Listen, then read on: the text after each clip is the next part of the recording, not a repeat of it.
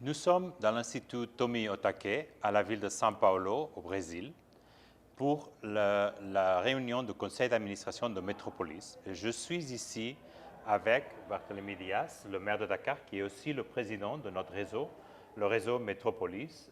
Bonjour, monsieur le président, monsieur le maire. Bonjour, mon très cher. Dans les décennies qui viennent, l'Afrique sera le théâtre de la plus rapide croissance des villes, la plus rapide croissance urbaine dans le monde. Quels sont les défis que les grandes villes africaines vont devoir relever pour que cette croissance rapide soit un succès? Mais je pense que vous l'avez très bien dit, l'Afrique sera effectivement dans les prochaines décennies le berceau de la croissance démographique mondiale. Et je pense que les défis qui sont les nôtres sont des défis qui incombent aujourd'hui à quasiment tous les territoires. Et je pense que ce qu'il faudrait surtout retenir pour nous, c'est qu'en Afrique déjà, nous avons un certain problème lié déjà à l'exode rural. Donc, dû à l'échec de la plupart des politiques publiques des indépendances à nos jours. C'est ce qui a conduit aujourd'hui à un exode rural assez sauvage et désorganisé. Donc, de mon point de vue, aujourd'hui, nous devons travailler à résoudre cette problématique liée à l'exode rural. En quoi faisant déjà, je pense qu'il faut essayer de maintenir les populations dans leur terroir, en relançant des politiques publiques adéquates et équitables en matière d'éducation, en matière de santé, en matière d'agriculture, et surtout aujourd'hui trouver les voies et moyens pour développer surtout l'entrepreneuriat. L'entrepreneuriat est de facto l'auto-emploi. Mais je pense aujourd'hui qu'au vu des enjeux qui attendent l'Afrique, il faudrait aujourd'hui que l'Afrique, avec ses partenaires, réfléchisse de façon durable, de façon viable, sur l'industrialisation de l'Afrique. Parce que pour créer de l'emploi, ce n'est pas à travers le commerce. L'entrepreneuriat, c'est de la volonté politique. Mais tout le monde sait que l'Occident, en l'occurrence l'Europe et l'Amérique, et d'autres terroirs développés aujourd'hui dans le monde, se sont développés en s'appuyant surtout sur l'industrialisation. Vous prenez aujourd'hui des parties en Afrique entières, par exemple comme l'Afrique de l'Ouest.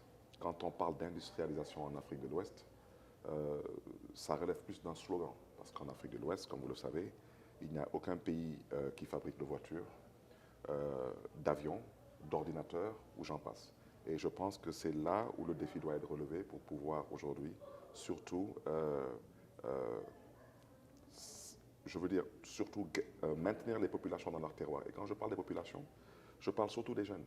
Donc femmes et jeunes, mais surtout des jeunes, parce que ce sont les jeunes, comme vous le savez, qui aspirent à venir en ville pour pouvoir éventuellement subvenir à leurs besoins.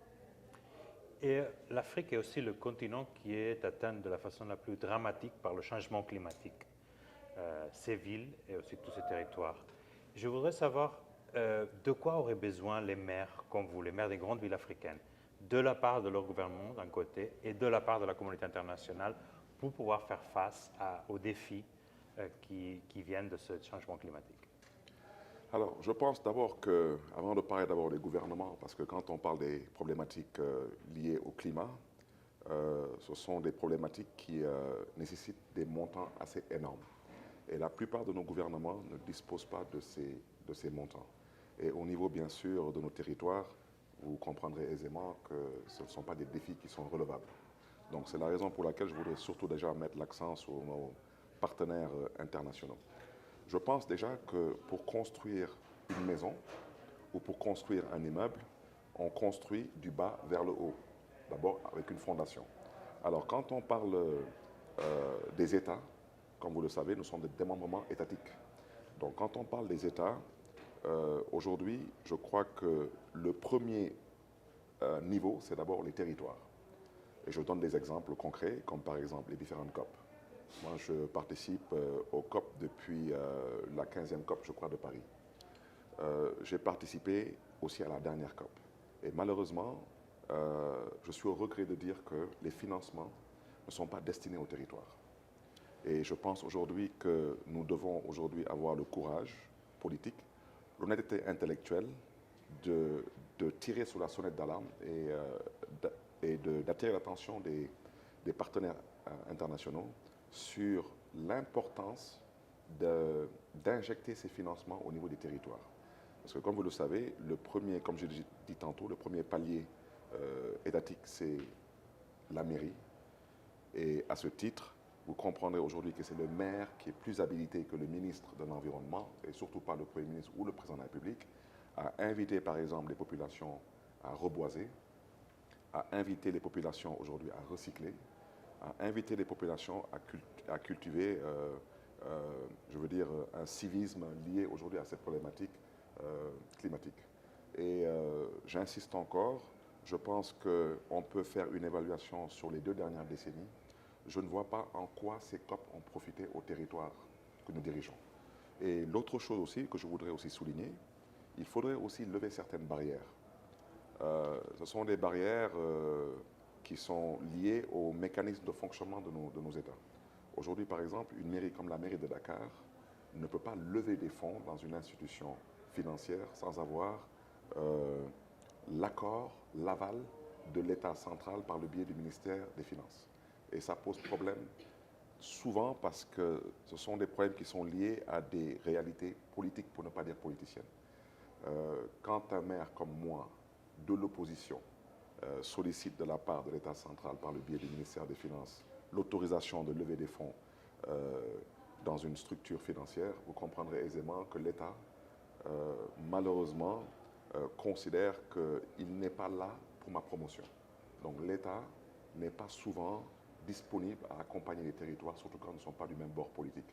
Et je crois que ça aussi, il faudrait attirer l'attention des partenaires, particulièrement des bailleurs. Donc pour pouvoir répondre de façon beaucoup plus concrète à votre question, je pense que ce qu'il faudrait aujourd'hui, c'est que les partenaires, qu'ils soient des partenaires bilatéraux ou multilatéraux, techniques ou financiers, qu'ils acceptent de faire confiance au territoire. Et je pense qu'il y a ce manque de volonté, mais surtout ce manque de confiance envers les territoires que nous sommes, au profit des États centraux qui, je dois aussi le dire, qui font des efforts. Si nous prenons le cas du Sénégal aujourd'hui, c'est le lieu de saluer aujourd'hui la volonté politique des gouvernements précédents. Et aujourd'hui, dans une ville comme Dakar, nous avons des projets d'envergure à l'image du train express régional qui aujourd'hui contribue à lutter contre certains fléaux liés au changement climatique. Aussi d'autres projets à l'image du BRT, le bus rapide de transit, qui aujourd'hui, en plus de permettre aux Dakarois et aux Dakaroises de se déplacer plus rapidement, contribue significativement à la réduction des émissions de gaz à effet de serre. Et vous parlez là de la mobilité, mais moi aussi j'ai eu l'opportunité, quand je vous ai visité à Dakar, de vérifier qu'il y a aussi beaucoup qui est en train d'être fait dans le domaine des énergies renouvelables. Quelles sont vos initiatives dans ce domaine-là et quelles sont les filières où il peut y avoir le plus de progrès pour les villes africaines? D'abord, en toute humilité, Dakar aujourd'hui a un plan climat-énergie-territoire assez performant, assez dynamique. Et la dernière activité que j'ai présidée à Dakar avant de venir ici à Sao Paulo, c'était en présence des ambassadeurs de l'Union européenne et du Royaume d'Espagne. C'était sur un projet qui consistait à mettre le siège de l'administration municipale, donc le building communal, de le mettre au solaire.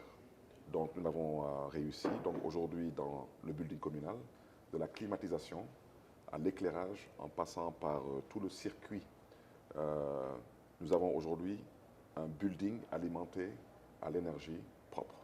Et ça, c'est d'abord une chose très importante pour nous, déjà en matière d'économie, parce qu'aujourd'hui, ce sont des montants considérables qui sont économisés et qui sont réinjectés dans d'autres priorités communales, comme l'éducation, la santé, le cadre de vie, et j'en passe. Et je pense que ce qu'il y a lieu de dire aujourd'hui, c'est qu'en plus de cela, à Dakar, nous sommes en train de travailler présentement à mettre tous les édifices publics au solaire. Donc, que ce soit les lieux de culte, que ce soit des hôpitaux, que ce soit des écoles. Et je pense que d'ici 5 ans, les Dakarois et Dakaroises verront les résultats de tous ces efforts qui ont été consentis par l'équipe municipale.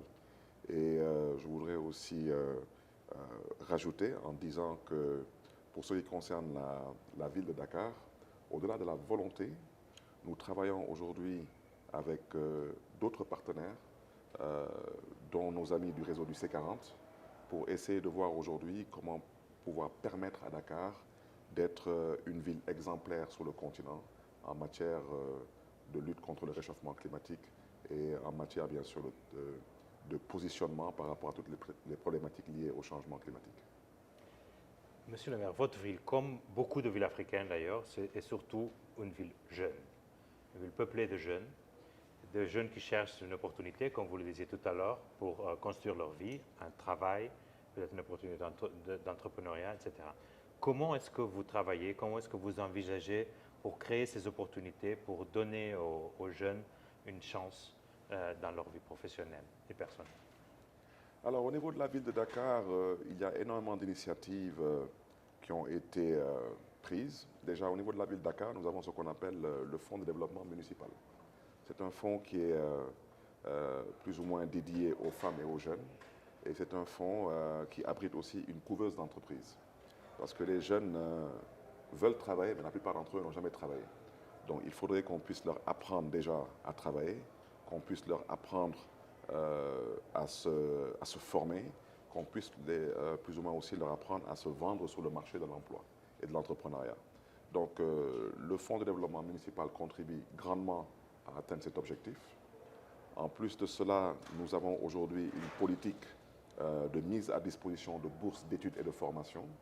La ville de Dakar concentre à peu près un peu moins de 10% de son budget à la distribution de bourses de formation, d'études. Nous contribuons aussi à mettre à la disposition des jeunes des possibilités, des potentialités, comme par exemple par mettre à leur disposition des permis de conduire qui leur permettent de pouvoir faciliter leur insertion dans le monde professionnel.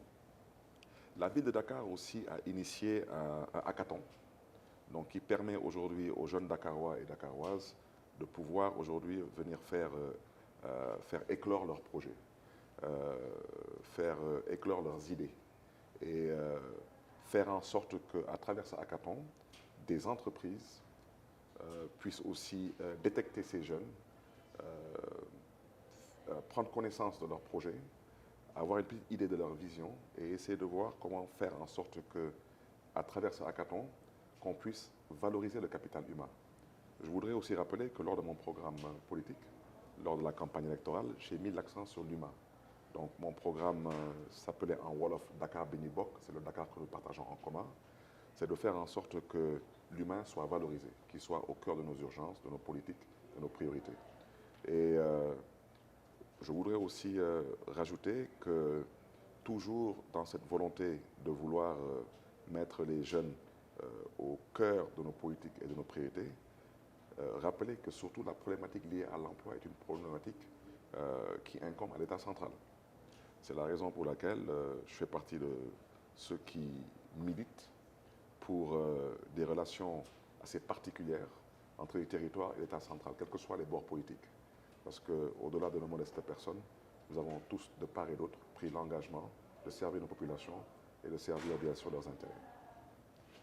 Merci beaucoup, Monsieur le maire, pour tous ces propos et j'espère bien qu'on va pouvoir y travailler ensemble au sein de Métropolis. Merci et au revoir. Merci à vous.